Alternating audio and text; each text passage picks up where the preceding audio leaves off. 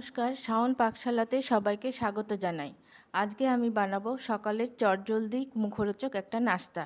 তার জন্য আমি নিয়েছি চিড়ে, নিয়েছি নারকেল কোড়া, বাদাম নিয়েছি কিছু, পেঁয়াজ কুচি নিয়েছি, লঙ্কা কুচি করেছি, আর নিয়েছি ধনেপাতা কুচি। এখন আমি রান্নাটা করে নেব।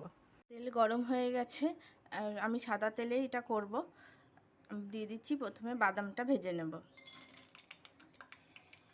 আমি চিড়েটা ভেজে নেব। চিড়েটা একটু ছাকা তেলেই ভাজতে হবে, নাহলে ভালো লাগবে না। আমার চিড়েটা ভাজা হয়ে গেছে।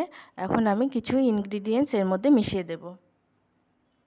প্রথমে দিচ্ছি নারকেল কোড়া, পরে দিচ্ছি পেঁয়াজ কুচি,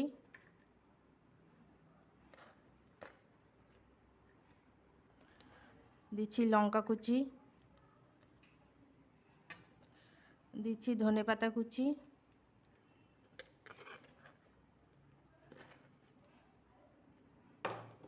দিচ্ছি বাদাম,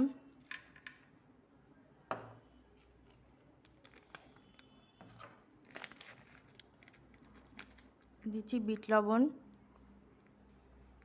আমি চিনি দিচ্ছি না, আপনারা চাইলে পরে অল্প একটু চিনিও মেশাতে পারেন।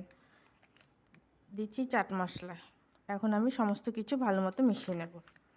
আমি এখন সমস্ত কিছুর সাথে চিড়েটাকে মেখে নেব।